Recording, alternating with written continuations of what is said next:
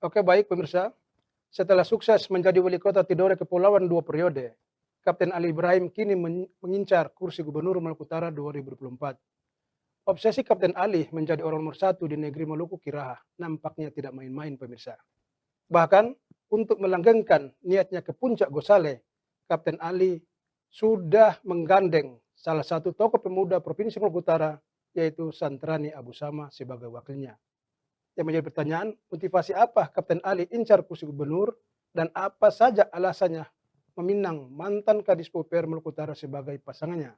Untuk menjawab itu, kita tanya langsung kepada bakal calon Gubernur Maluku Utara, Bapak Kapten Ali Ibrahim. Assalamualaikum Pak Kapten. Waalaikumsalam warahmatullahi wabarakatuh. Ya. Sorry, saya kurang istirahat. Iya, saya lihat memang stamina agak menurun karena konsolidasi di beberapa titik ini gencar dilakukan hari ini.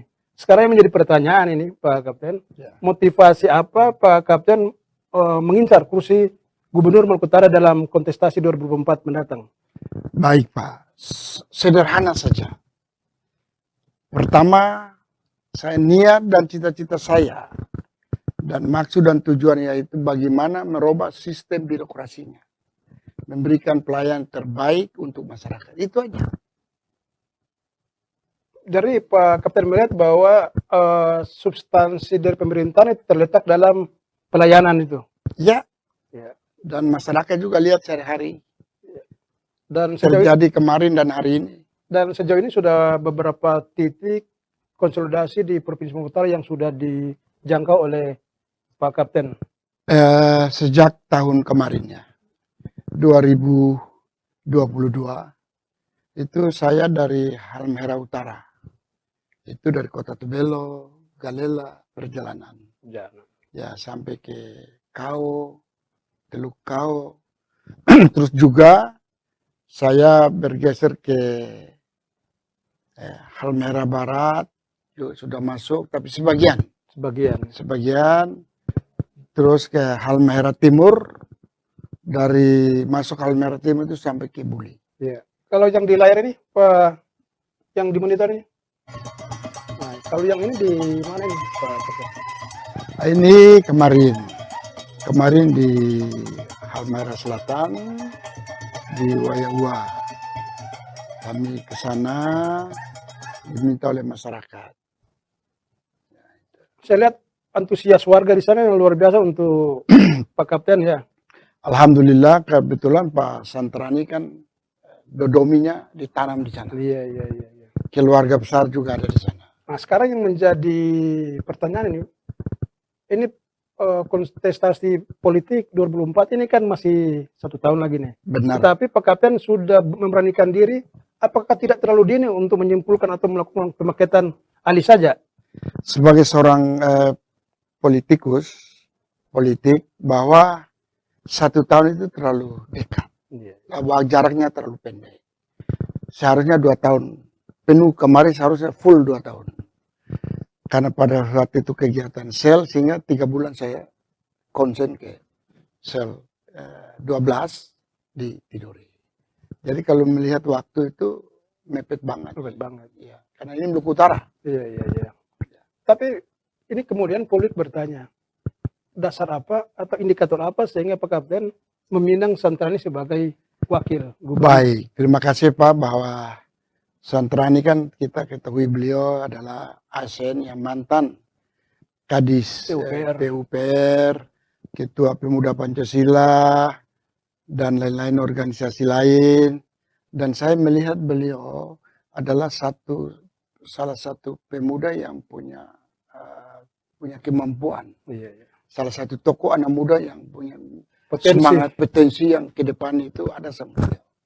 Dasar itu kemudian menjadi motivasi Pak Kapten merangkul Santrani sebagai pasangan. Itu sudah final ya? Sudah final. Berarti komunikasi antara Pak Kapten dengan Bung Santrani ini sudah panjang ya berarti, udah lama ya? Tahun 2021. 2021 komunikasi terus. Sampai 2022. Terus kemarin Desember kami masang baliho ucapan selamat Natal dan Tahun Baru. Januari kami turun sosialisasi secara terbuka untuk umum. Berarti pasangan Ali saja ini sudah tidak ada perubahan ya, Pak? Insya Allah tidak ada perubahan. Nah, sekarang yang menjadi pertanyaan, ketika sudah ada konsolidasi yang saya lihat di beberapa titik ini kan sudah berjalan berduaan ini, Baik. paket. Ya. Nah, sekarang yang menjadi pertanyaan kan untuk partai sendiri komunikasi sudah sejauh mana? Jadi untuk komunikasi dengan partai belum. Iya. Jadi kami sebagai kader partai, saya tetap melaksanakan secara pribadi, melakukan konsolidasi, silaturahmi kepada masyarakat supaya mereka lebih mengenal siapa itu Pak Kapten Ali Ibrahim. Iya. Kalau tidur di kepulauan mereka udah tahu. Iya. Ya, jadi kami tetap melaksanakan ini. Secara otomatis ke depan nanti akan melakukan survei. Iya. Satu lembaga survei. Ada situ kalau survei kami berdua rekornya bagus, ya jelas pasti diminang oleh partai. Nah, sekarang yang menjadi pertanyaan juga Pak Kapten, selama mengunjungi langsung masyarakat di beberapa desa atau di pelosok Provinsi Maluku Utara, apa yang Pak Kapten lihat yang harus dilakukan sebagai seorang gubernur ke depan? Jadi terima kasih Pak, ini pertanyaan yang saya tunggu-tunggu dari tadi itu. Bahwa ya memang kami harus turun ke lapangan supaya kami tahu keluhan-keluhan apa yang terjadi di lapangan. Iya. Keluhan apa, masyarakat minta apa yang kami hadapi. Nah, saya contoh beberapa tempat kemarin ada di salah satu desa itu kesiang. Lampu aja belum, lampu jalannya gelap sekali Pak. Iya, iya, iya. Itu keluhan ke kami. Ini menggambarkan bahwa instalasi listrik belum terjangkau sampai di desa itu ya? Ada tapi tidak mau dinyalakan. Saya tidak tahu, jangan tanya di sini. Iya, iya, iya, iya. Tanya pada rumput yang bergoyang. Yang kedua kemarin ini manfaat turun di lapangan. Iya, iya. Ya. Keluhan juga di desa Wayaua. Iya. Harapan mereka kalau kami ketika suatu saat kami terpilih. Itu harga kopra perlu diperhatikan. Iya. Terus kalau di Kau jalan, Kau pedalaman berapa tempat itu memang sedih. Bidang transportasi banyak sekali keluhan-keluhan. Iya. Kami itu merupakan sebagai. Berarti waktu konsolidasi atau tinjau langsung masyarakat itu banyak persoalan ekonomi sosial yang selama ini menjadi problema ya Maluku Utara ya? Ya, problema yang paling besar. Yang besar. Nah sekarang Pak Kapten saya melihat bahwa basicnya kan pelayaran ya. Ya. Nah, ini saya pikir bahwa ada relevansi dengan kondisi geografis Maluku Utara. Ya. Nah sekarang kalau misalnya ke depan perspektif dari Pak Kapten terhadap Maluku Utara seperti apa? Jadi di Maluku Utara ini kan cuma dua saja. Kita harus skala prioritas pertanian dan kelautan. Iya. Itu dua itu aja. Dua ini harus kita jawab. Iya, iya. Nah, soal penghasilan Maluku Utara, alam di Maluku Utara ini luar biasa. Kalau koneksitas perairan dari pulau ke pulau, Pak Kapten Ali melihat apakah harus ada pembenahan atau harus ditingkatkan lagi? Ya, jadi sekarang sudah ada, sisa kita tingkatkan. Iya, Tepat waktu. iya. Tepat waktu itu yang kita, manajemen peliharaan itu yang harus diperbaiki. Memang penting ya? Penting, sangat penting. Sangat-sangat penting. Itu berpengaruh juga ya? Sangat mempengaruhi terhadap ekonomi. Oke, itu luar biasa pemirsa. Hari ini beliau selain sebagai wali kota Tidore Kepulauan, beliau saat ini sudah mempersiapkan diri untuk menuju puncak Gosale. Nah sekarang Pak Kapten pertanyaan berikut tentang keberadaan pertambangan ini nih, iya kan? Kalau amatan Pak Kapten, insya Allah ke depan kalau Allah izinkan menjadi seorang gubernur, ini mengelola ini keberadaan pertambangan ini seperti apa nanti nih? Jadi Pak, bahwa kita ketahui bahwa sekarang kan pertumbuhan ekonomi kan 27%. Iya. Ini tentu hasil alam yang ada di SDA yang ada di Maluku Utara ini luar biasa. Nah, jadi bagaimana seorang pemimpin membuatkan satu konsep yang sinergitas dengan pemerintah daerah, kabupaten dan kota. Itu yang harus diduduk untuk kepentingan konsep apa atau program apa yang kita buat sinergitas antara kabupaten dan kota, 8 kabupaten dan 2 kota. Kita duduk dengan para bupati atau badan Bapeda. Iya, badan Kita duduk, perencanaan. badan perencanaan kita duduk sama-sama. Kira-kira dengan statistik jangan lupa Pak. Iya, Itu kuncinya di sana. Statistik sehingga apa sih daerah yang sekitar tambangnya itu katanya masih ada susah banyak ini itu yang kita harus duduk.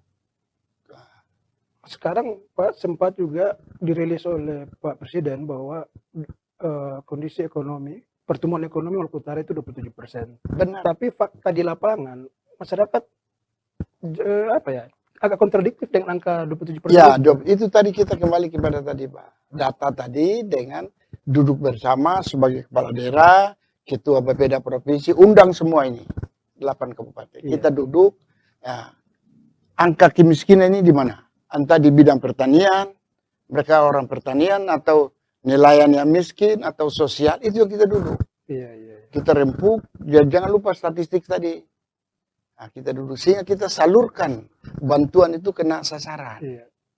Nah, Terdistribusi sesuai dengan kebutuhan kabupaten kota ya begitu. Kabupaten ya? kota. Jadi kita tanya dulu, Pak Bupati, wali kota, mau nih butuh apa ini? Mari kita duduk. Iya. Kira-kira itu.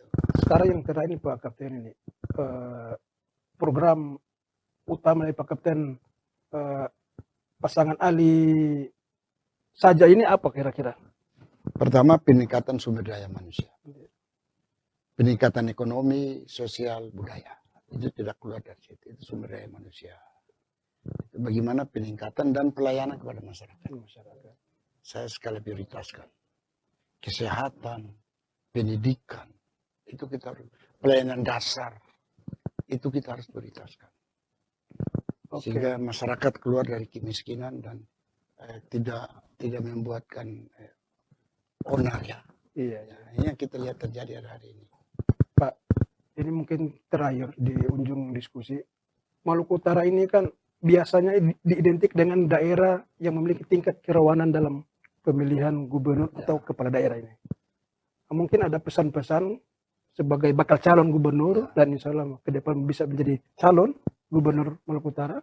Pesan ke publik atau ke masyarakat kira-kira seperti apa? Baik, terima kasih Pak atas pemirsa yang yang hadir pada malam hari ini mengikuti televisi news televisi bahwa saya mengajak seluruh masyarakat, lapisan masyarakat ketika pada saat pemilihan baik itu DPRD, provinsi, kota dan kabupaten dan pusat dan pemilihan gubernur, bupati dan wali kota. Mari masyarakat kita, saya mengajak masyarakat kita keterbukaan, menghindari hal-hal yang tidak diinginkan oleh dan merusakkan citra dalam demokrasi yang ada.